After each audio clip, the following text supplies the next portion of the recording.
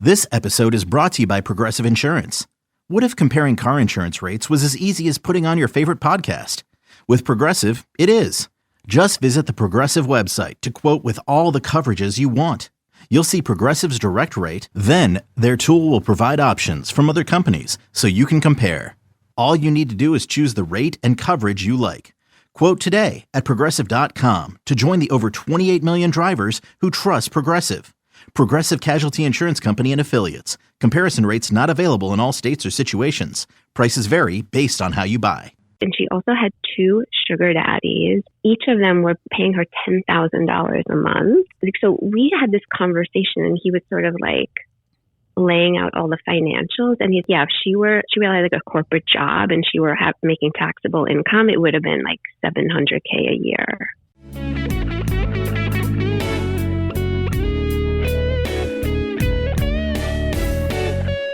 Welcome to Secrets of a Sugar Daddy. Here's your host, Marcus. Welcome to another episode of Secrets of a Sugar Daddy, the #1 sugar dating podcast in the world, where we pull back the curtains on the good and the bad. And Lily, the snazzy shoes. I was going to say wacky stories of sugar dating, but then I saw your snazzy shoes. I've never seen those before. Well, maybe, but the shocking stories of sugar dating. Lily, I've had these for 3 years. I've never seen you wear them. I've worn them since the day we met. Oh, maybe I don't pay attention to We're all focused on your shoes. I know how it goes. Maybe I don't pay attention to your feet Well, the reason enough. is I got white pants on, so they're accentuated because they're black. Oh. Yeah. They look comfortable, yet stylish. So they're designed, they came from China, but they're, okay, Donald Trump. They're designed to look like dress shoes, but to fit like walking shoes. Yeah. Yeah, so I love it. Or like sneakers. All right, anyway, let's talk really quick. The party is getting so close. We're less than 2 months away. We have secured all the Airbnbs for all of our guests. Now we just got to fill them up. We have expanded, so if you're thinking of applying, you better do it now. I've already sent out invitations to a few people. I'm waiting. Some of them haven't got back to me, so I have some alternates we're going to start contacting, but if you want to be a sponsor, contact us at info@secretsofasugardaddy.com. We still have spots for you. And then we have a few spots left for sugar babies or fans of the show. And you can find that application on our website at secretsofasugardaddy.com. And then just go to the party tab. All the information is there, but it's Shakira.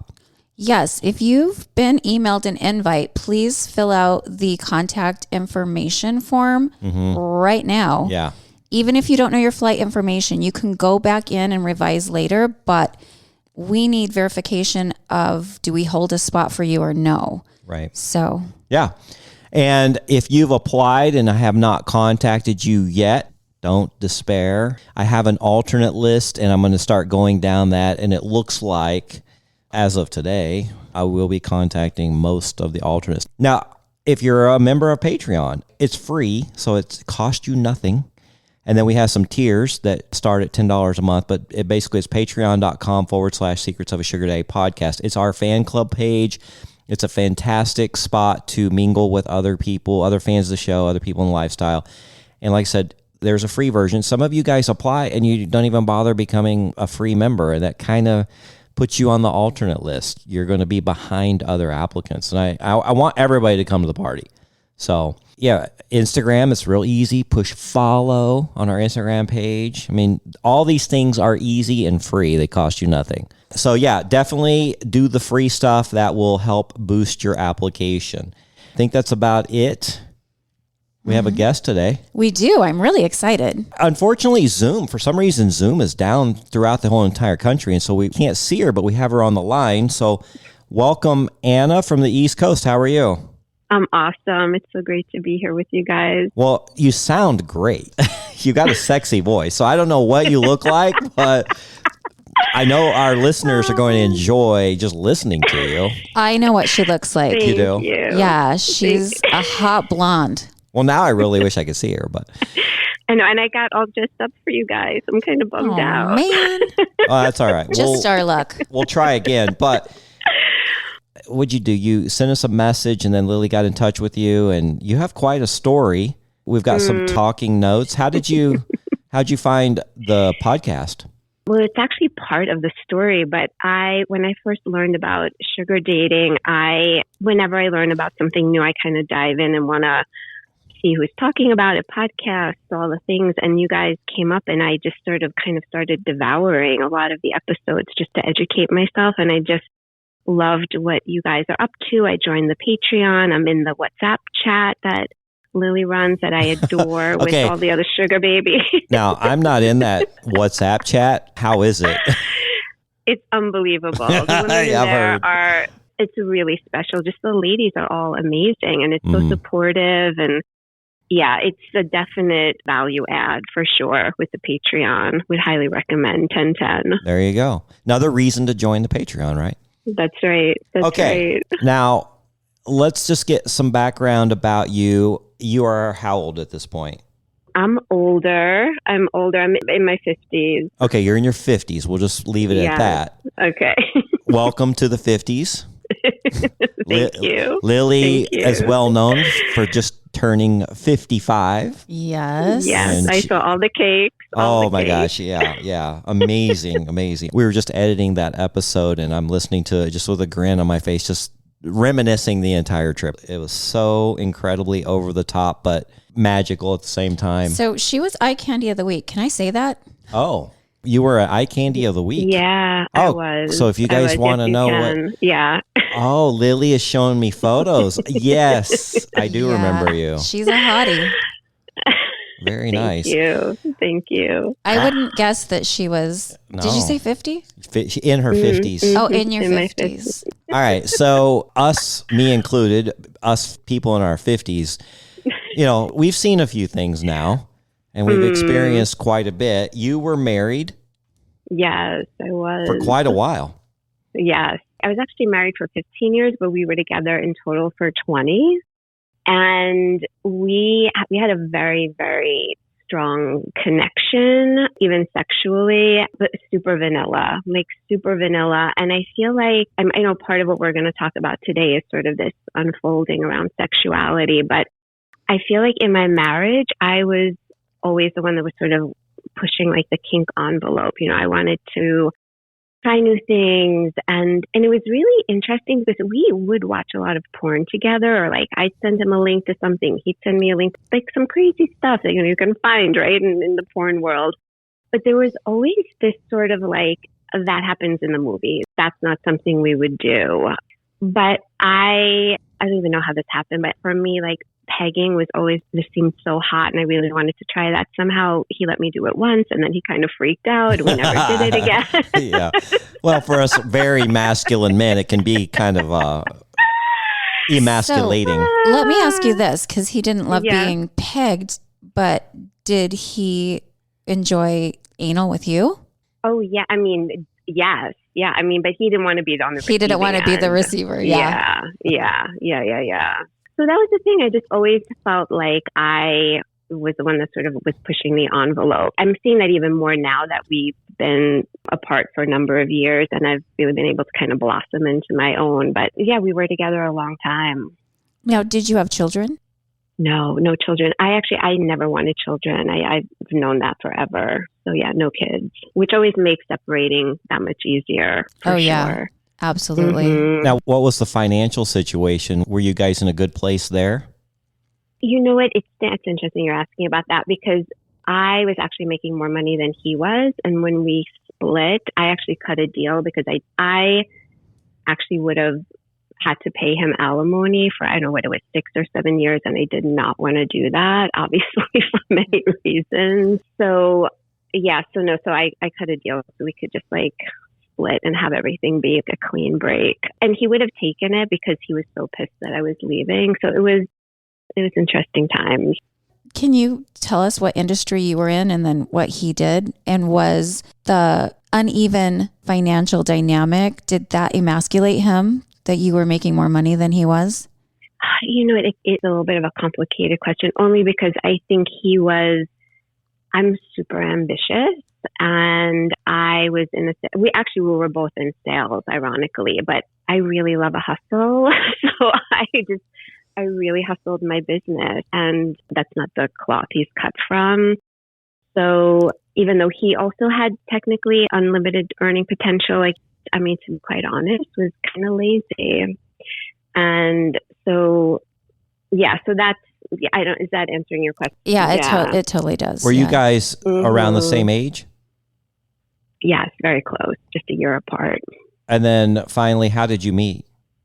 We met skiing in Vermont. That sounds romantic. Yeah. It was very romantic.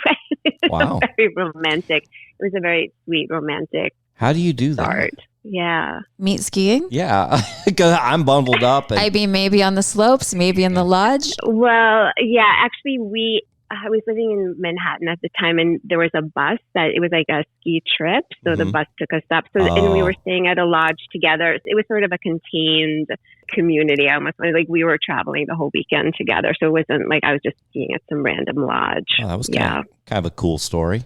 Yeah, it was actually a sweet story. What ultimately ended that relationship? Did he want children? No, he had children from a prior marriage. So, Okay. But he did not want more children, so that was not the issue. And really what happened was I'd been unhappy for a long time. It was, to be honest, actually, once his dad died, I feel like it was like a very big life event for him. And there were just a lot of changes that happened after that for him. And I just was not happy for a long time. But to be honest, I think I was really scared of leaving. I mean, we'd been together for a really, really long time. And then in 2019, I was diagnosed with breast cancer. And it was such a wake-up call because it really, even though I'm actually the 22nd of this month is 6 years for me. I caught it really early. But when you hear that word cancer, like, it's such a wake-up call that you take a look at your life and you're like, what am I doing? And it just really brings you in touch with your mortality. And I just knew I needed to leave, even though it was a really big, scary decision. But really, I think for me, the breast cancer was such a big wake-up call. And it was so interesting because I'd remembered that I'd gone to see a lawyer. Like, I'd gone to have a consultation at one point years prior, and I couldn't remember who or when or anything. And as I was like, okay, this is real, like, we're doing it. And I started meeting with some lawyers locally for consults. I walked into one of the offices and she's like, you were here 4 years ago, right? So I was like, okay.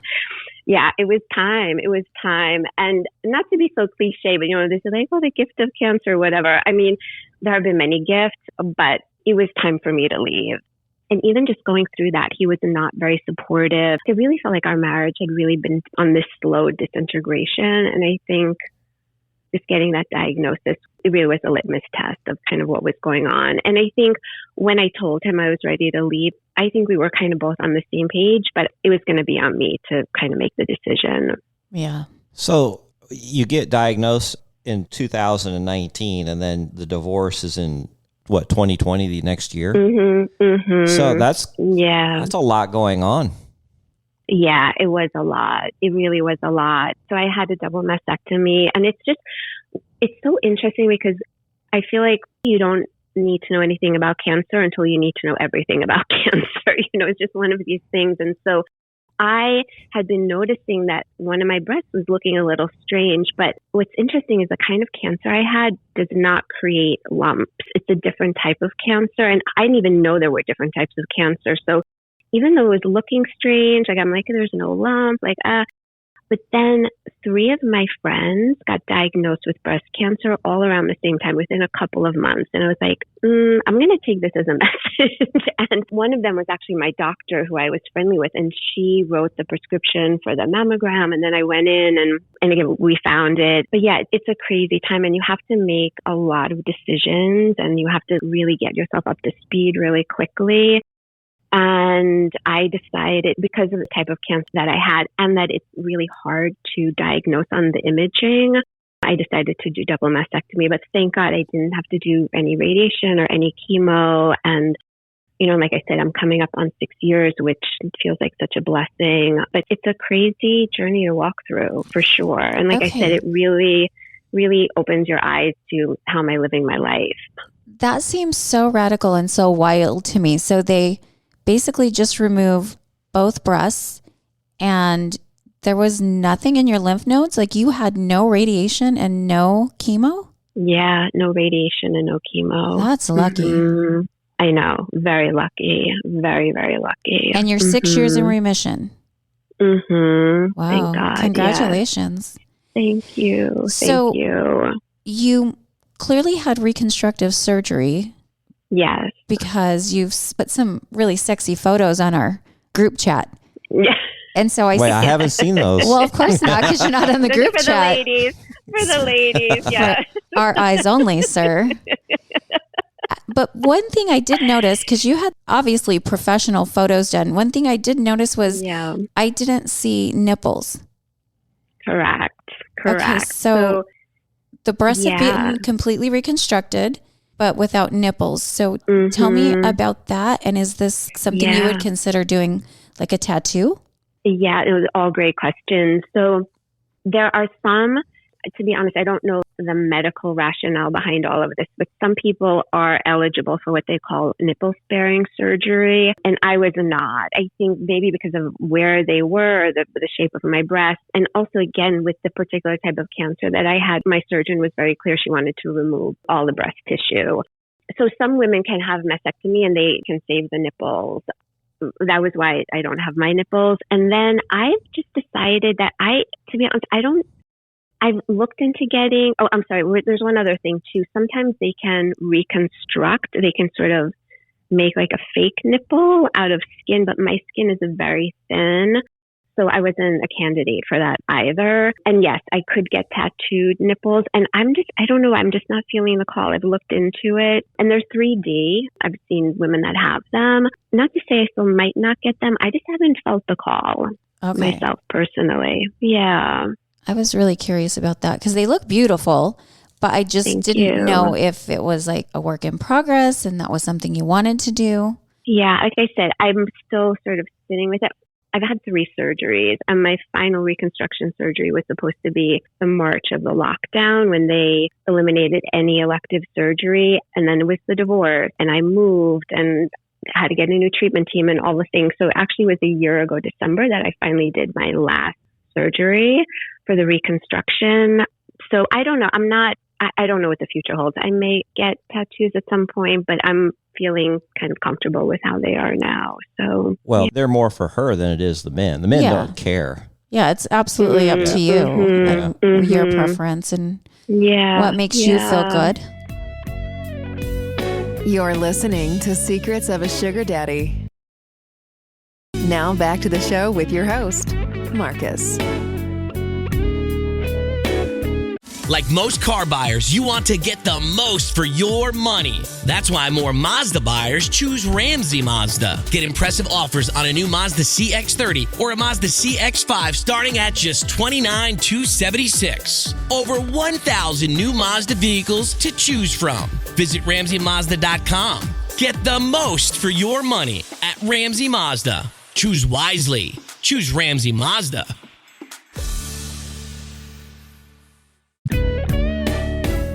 All right. Well, let's discuss post-divorce dating because I have been post-divorce dating. Lily has done post-divorce dating. It's a wild world out there. Yes, it is. Especially in our age group. Oh, man.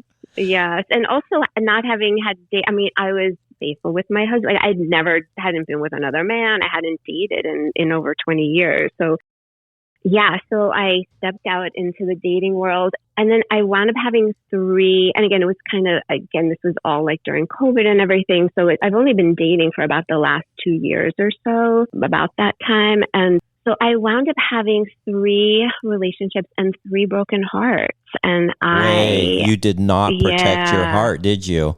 No, I did not. Easy to do. And after the 3rd heartbreak, can I curse on the show? Yep. Okay, because I was just like, fuck this. I'm just getting a lover. I'm just getting a lover. Like, forget, I'm putting my heart in the closet. Okay, we got to go back. We got to go back to these 3 heartbreaks. Yes. Uh-huh. What seems to be the issue? What's the common denominator through the heartbreakers? Yeah. Well, you know what? I'm looking at all of this for myself right now too, but I think I tend to go for guys that are kind of on more of the avoidant. Like they're kind of more avoidant. So everything's co-created. One guy I found out was cheating on me, and the other two were very wealthy CEO types and very busy. I think we're a bit workaholics and would kind of use that as a way to not get close, like kind of a block towards intimacy. So yeah, so that's okay. kind of, well, yeah. You were married for 20 years. I was married for 16, 17 years. We kind of started dating again in the same era. How did you start? How did you pick up the pieces and like, okay, it's time to start dating? Where did you find these men? Oh, on the app. Well, one of them actually, one of my friends set me up. So it was like a blind date. And the other two, I think one I met on Bumble and one I think I met on Hinge, on the apps. And they turned into relationships fairly quickly? Mm-hmm. Yeah. Yeah. Wow. I mean, not long term. Like I think each were about 6 months or so. 4 months, maybe one was 4 months. Yeah. But it wasn't like, So, when like you met them, went out a couple times and was over. These actually yeah. Okay. Yeah. All right. And you're just like, well, this isn't working. This is not working. Okay. Plan B. So Plan B. you found yourself a fuck buddy. Yes, I did. So I wound up going on the Field app. Are you guys familiar with that? It's like, they call it like sex positive. It's for like people that are more in the kink How do you alternative. spell that? It's FEELD.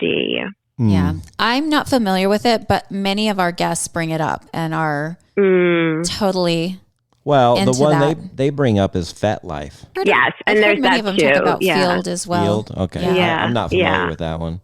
Yeah. That isn't technically a dating app. It's more, I kind of call it like the Facebook for kinksters. So not to say that people don't meet on there. I think they do. But Field is a more traditional dating app, but for kind of a different kind of community. So you got a wild hair. Somebody told you about this. Yeah, What one of my prompted you to friends. step out? Yeah, one of my friends who is in the alternative lifestyle space. Yeah, she told me about it, and I was just like, you know what? This is just, I want a lover. It's time for me to explore some of these things I've been wanting to explore. And the first guy that I wound up talking to, we hopped on a phone call and we were on the phone for like an hour, and he's a dom, and I had like a million questions, everything. So this is just actually last May. So this is still pretty recent, but we met up, and it was so funny because I was even like, let's just meet for a drink. He wound up making dinner reservations, and I was like, I don't want to have dinner with you. I just want to have a drink, get laid. And so we had dinner, and we wound up, actually we're really good friends now, because I was living somewhere else and I've since moved, but it was so expansive and liberating, and I've learned so much. And I really feel like he was mentoring me into this alternative kink lifestyle, and just really, really beautiful connection with him. So, and do you love being a sub? You know what, I do, but I'm also finding that there's another part of me that is I think I'm probably going to wind up being more what they call a switch, is where you can dom or sub, because there's, again, the pegging and like some of the other stuff in the dom space, like really appeals to me as well. So I'm still very, very much on a path What of is it about women that exploration. like to do that? Alejandra's always bugging me. She wants to do that. She loves doing that. I mean, it's just fun to role play. I'm just like, why is this a turn on to you? I don't get it. I can't explain it. It's just, why is anything a turn on? I don't know. It's a turn on. I mean, you're not the first person. I mean, we get this all the time from these women. They're like, oh, I loved it. I love doing that. So it is fun. I love role playing. So sometimes I want to be the damsel in distress, and sometimes I want to bend my man over. Right? Spank that ass. Yeah.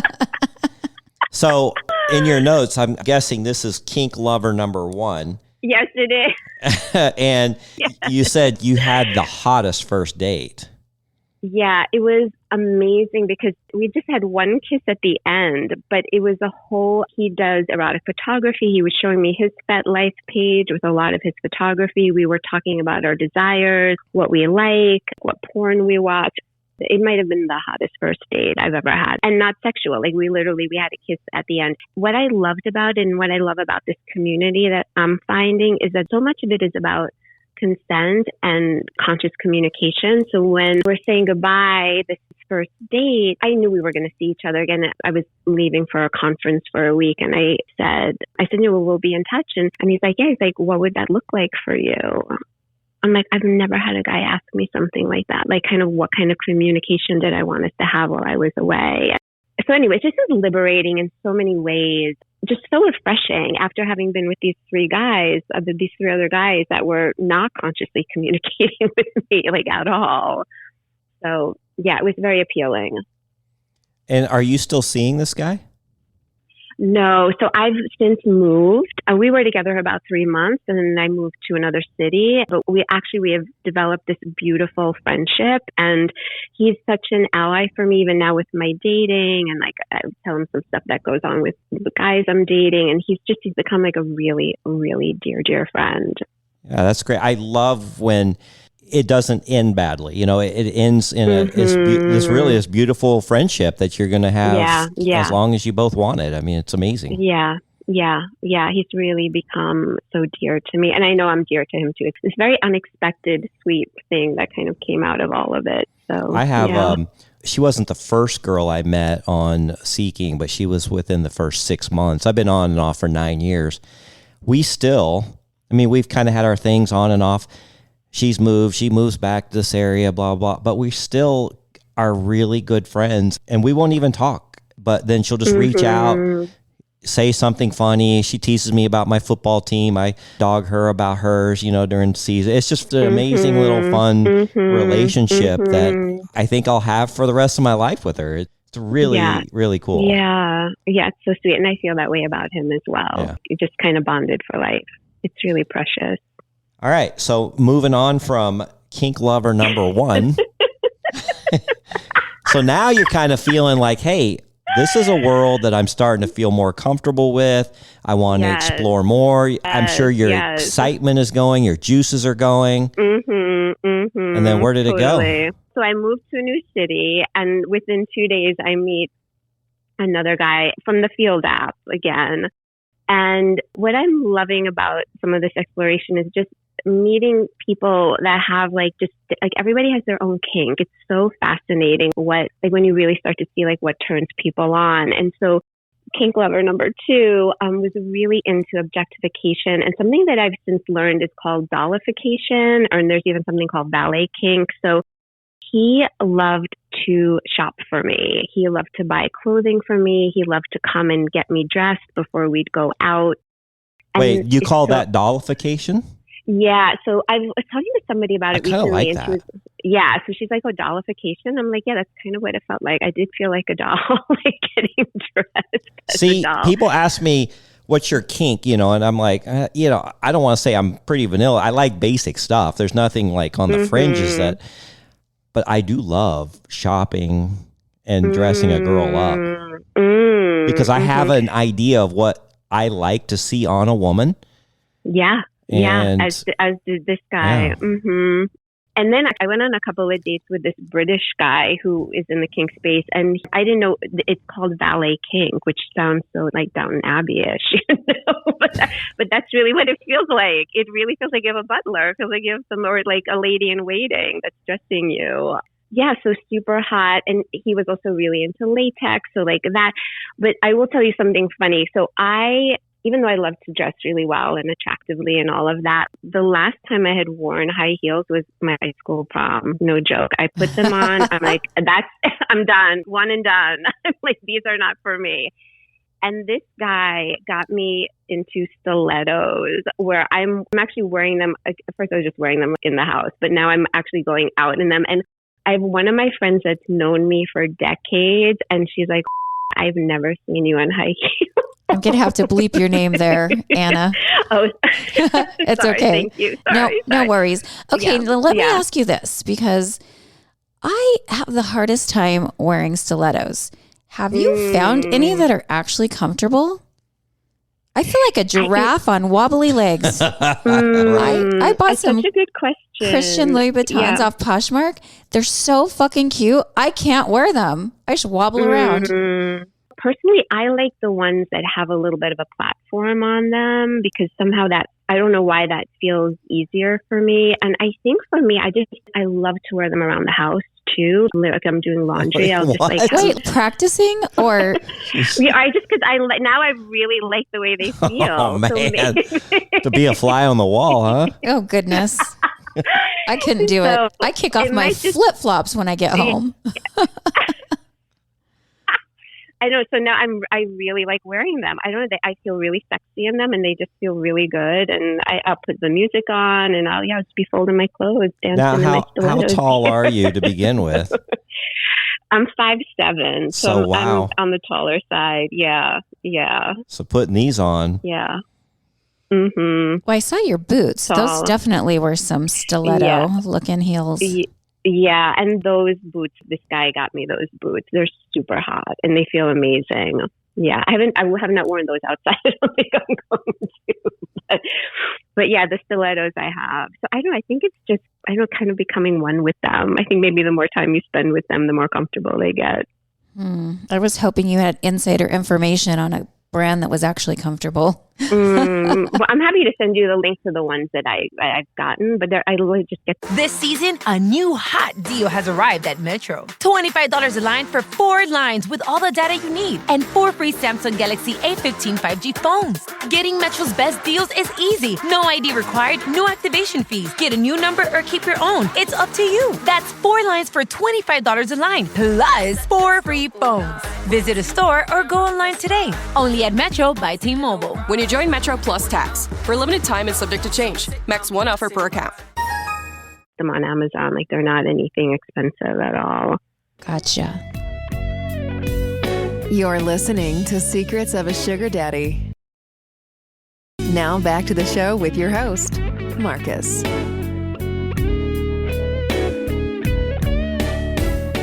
All right, so what's the status with this one? Another avoidant. What?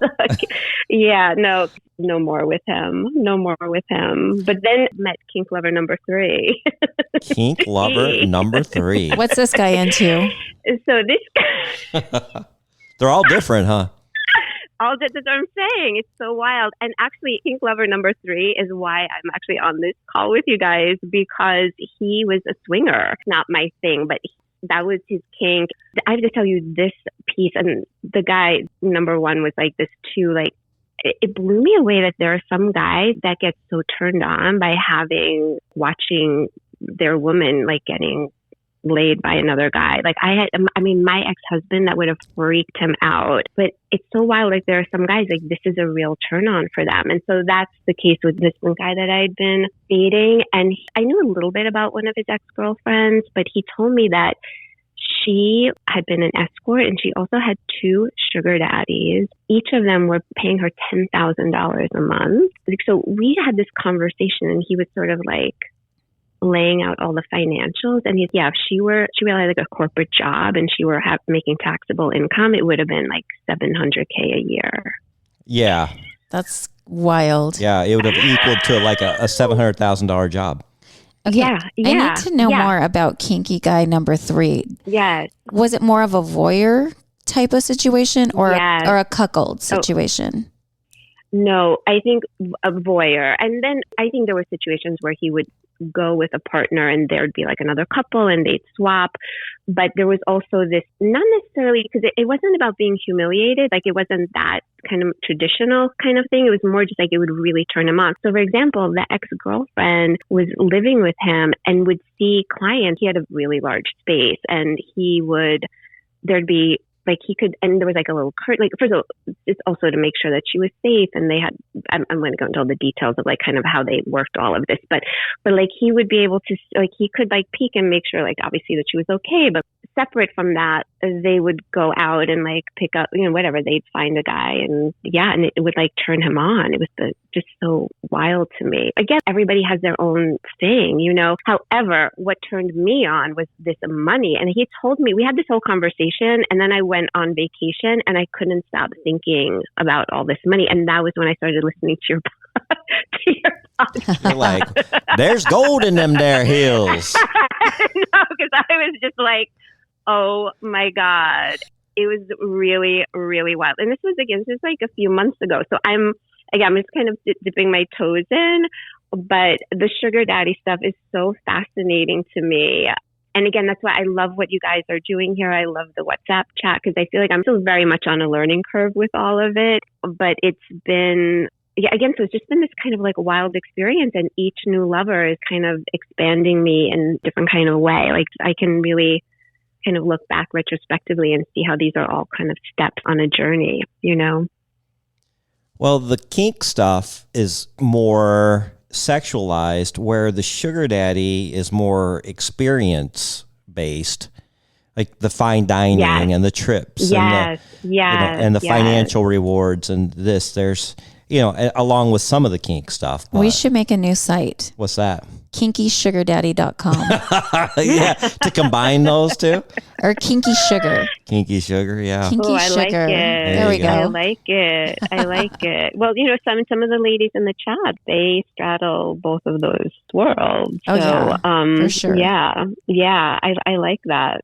I think that's an idea. Hey, did you see the new song that Lily and I put out about sugar daddies on our Patreon group? No, I don't think I did. Was that recently? I just posted it like a few days ago. So Lily and I were on some reels. One particular reel that I was on was getting so much hate comments. Just, keyboard warriors calling us every name in the book, saying we're pathetic and losers, and why don't we do something better with the money and blah, blah, blah, right? Mm-hmm. I answered some of them like, yeah, I'm giving my money. It's a transfer of billions of dollars from men to women to do with whatever they want. It helps them with their housing, their children, their education, their businesses. What do you want us to do with the money?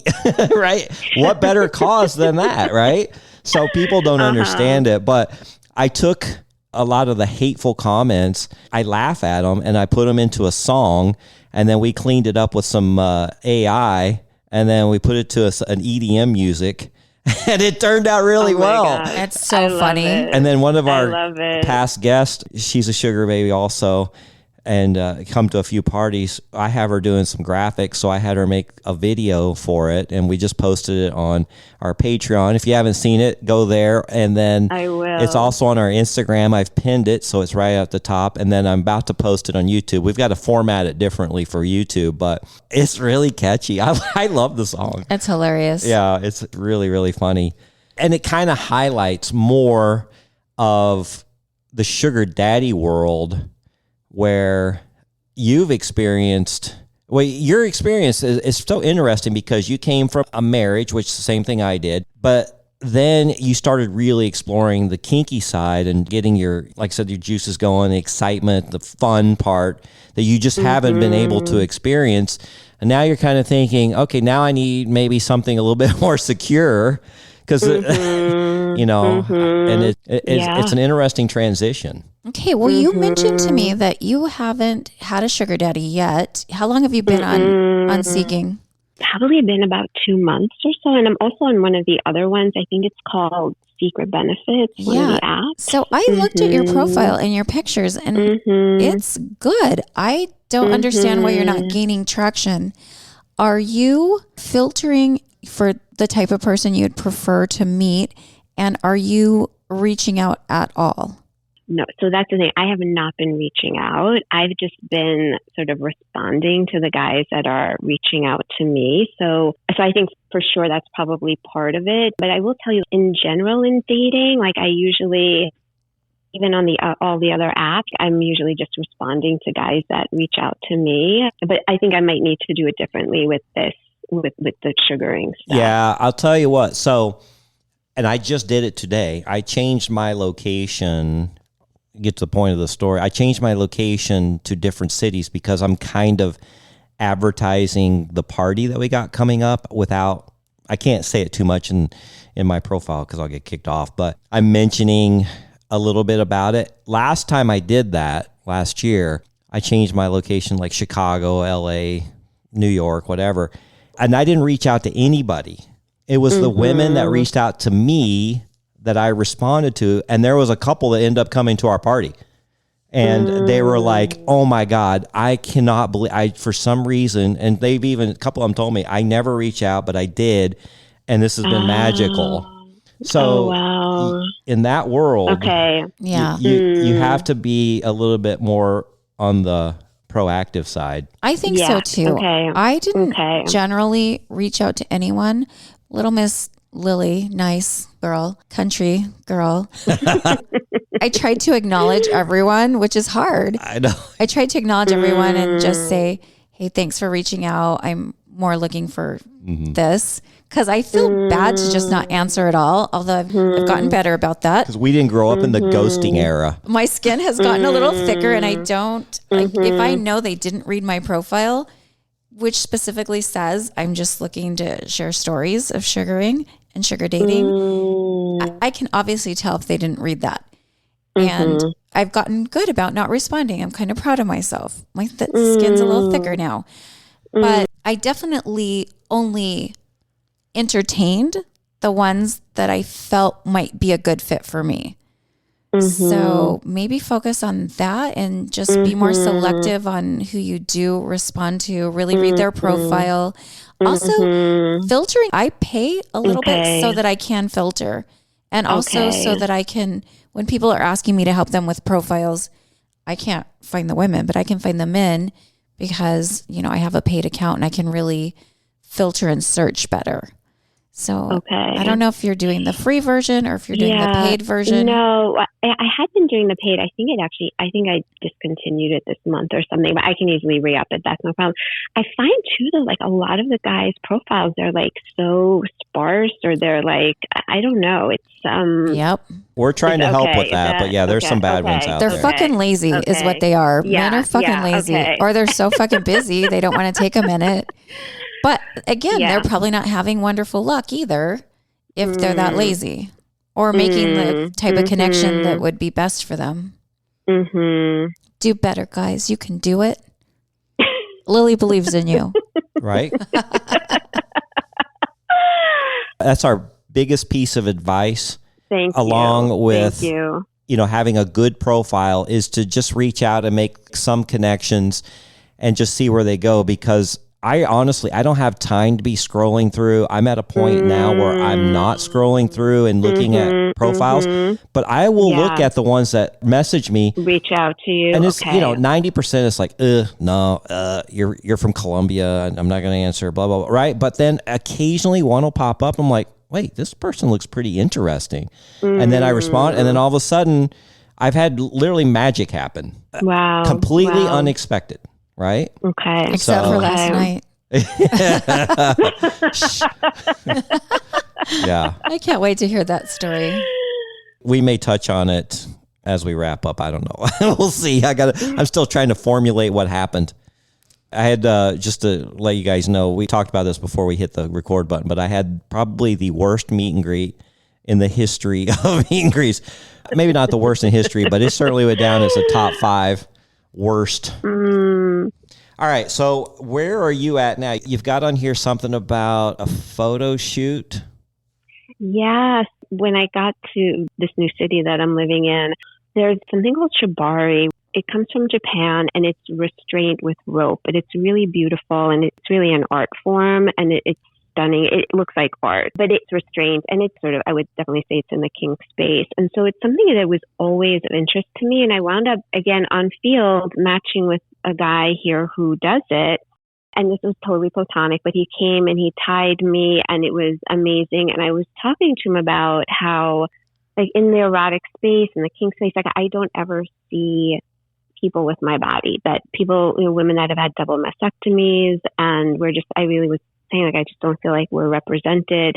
anyway, through that conversation, we wound up planning a photo shoot. He has a friend who's a photographer, an amazing photographer. And so my one friend tied me, and then we did photos, and just really, really stunning. And I shared some of them on VetLife, which is the site that we had referenced earlier, which again, I kind of think of as the Facebook for Kinksters. And so now I've had all these other photographers reach out to me who want to photograph me, which has been amazing. And one of them, we're talking about doing a book for women that have gone through breast cancer, and photographing, like I would interview them, like their story about reclaiming sexuality, and he's going to photograph them. And it's going to be almost like a coffee table book, like really beautifully done. And our vision would be that this would be a book that, you know, God forbid your sister or a friend or someone you know gets breast cancer, like this would be a gift for them for hope and inspiration. I'm kind of curious. I don't know, again, we're kind of batting the idea around, but do you guys have any thoughts about that? I love that idea. I think that's that's so unique. And I think a lot of people, and not just women, would really enjoy it. I mean, that's our hope. And again, for it to be inspirational and, you know, hope inspiring. And then I have my friend I'd mentioned before that also was diagnosed a month before I was, and we kind of walked through the cancer together. She's also in the kink space, and we've really been talking about wanting to create, either a podcast or a platform of something where we can do some education and awareness and almost advocacy in a way for women post breast cancer to really help them reclaim and sort of ease back into sexuality for them, whatever that would look like for them, you know. But I feel like this is an issue for a lot of women that go through this particular cancer, that either their partners, don't want to have sex with them anymore, or they're losing their libido, or like there's a lot around this in the space, unfortunately. So thinking this is something I'd really love to be making an impact in some way. So again, a lot of this is all seed level, but these are some of the things that kind of I'm looking at on the horizon. You're listening to Secrets of a Sugar Daddy. Now back to the show. Nerds! Today's episode is sponsored by Smart Travel, a new podcast from NerdWallet. Smart Travel doesn't just cover points and miles. They break down all the financial aspects of your trip, whether that's the best days to book, how to avoid hidden fees, or which fancy travel credit cards pay off, and which ones are just an expensive flex. If you want your travel budget to work harder, then dive into the best deals, products, services, and more with Smart Travel from NerdWallet, wherever you get your podcasts. With your host, Marcus.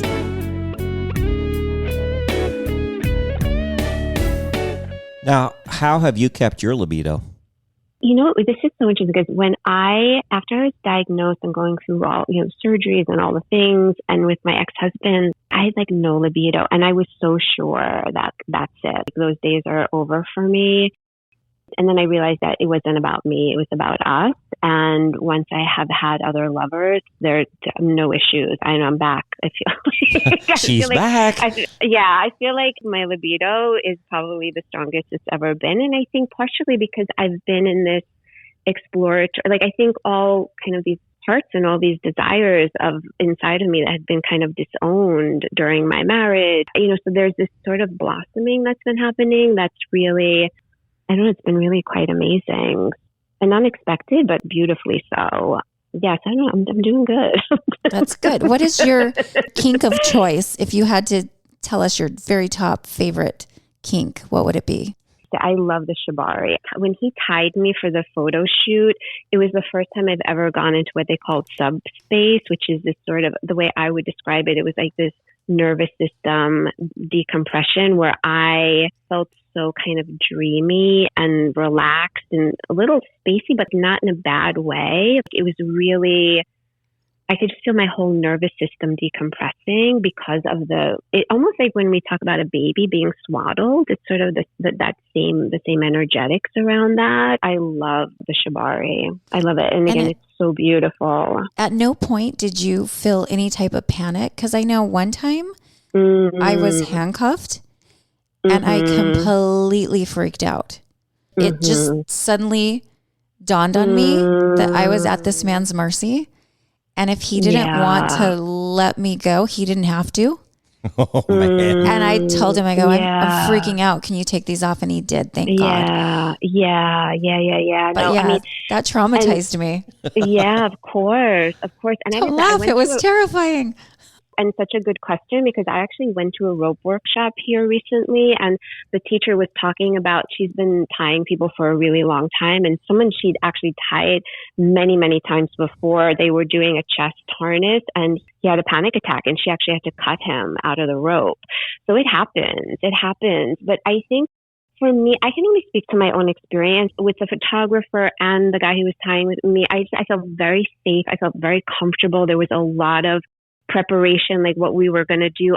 We had like a whole mood board of like different ties and different looks and all the things. And it felt very collaborative and felt very safe. But I think so much is about the conversations you're having before anything would there typically are conversations and around consent and safe words and all those things. And again, not to say that still couldn't happen, but like I said, like the story that I just heard recently, even though she and this guy, she tied him many times before, for whatever reason, in that particular moment, that particular tie triggered a panic attack for him. So it can happen, but then it's just like, how are you gonna handle it? So yeah, but no, I have not had that experience so far, but again, I've only been tied twice. I'm still like a baby in so many ways with all of this. Well, I love it. You shared some of the photos with us in the girls group, and it was like art.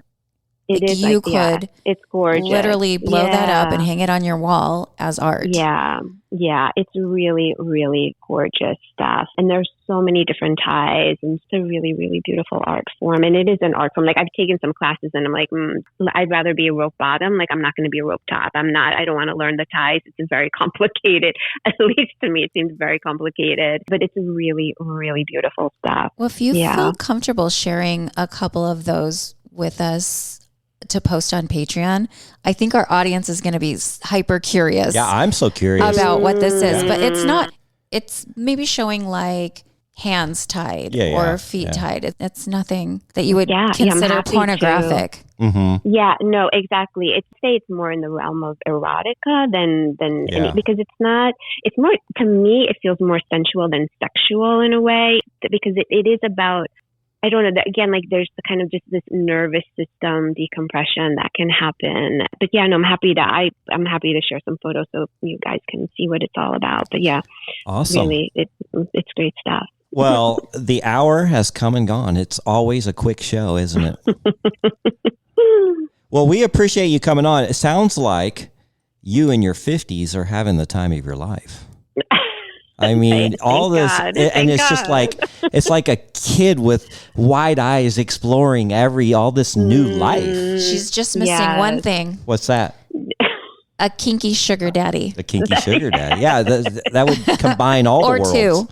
Or three. Yes, exactly. Is there anything we didn't cover that you wanted to talk about? I think I got most of it on here. Yeah, I think we got to everything, and this was just so delightful. And this is the first podcast I've ever been on. This is the first time I've ever shared my story, and so this just feels really special. And I really appreciate the time and the invitation to come on. So thank you. Well, fortunately for you, this one will come out very quickly. We don't have any in the queue. So as soon as we're done, Lily's going to start editing it and we'll throw it out next week. So yes, ma'am. Okay, it'll come out very fast. Awesome. Yeah. Thank you again. Really, it's been a delight. Yeah. Thanks for writing in. And if you guys want to share your crazy sugar dating stories or just talk and chat about anything, we love talking to you.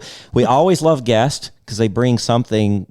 Every guest brings something different and unique. And even if you're just in Arizona, in Phoenix area, and you don't want to come on the show, but you want to meet us, we love to go out to dinner. We love to eat. We sure do. And we have some great conversations over dinner. And sometimes, we'll even invite somebody to accompany you. And we just never know. We have fun here. We've got quite a network. So yeah, if you're in Arizona, hit us up, message us on Instagram or Patreon or I don't know, our website. There's lots of ways to get a hold of us. Heck yes, there is. Comes right to my phone. Lily checks it too.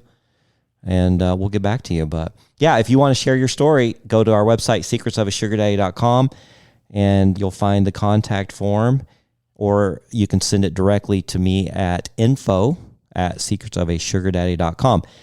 All right, finally, our party's coming up. You definitely want to get your application in now. If you've been hesitant, been waiting, don't do it any longer. We are running out of spots.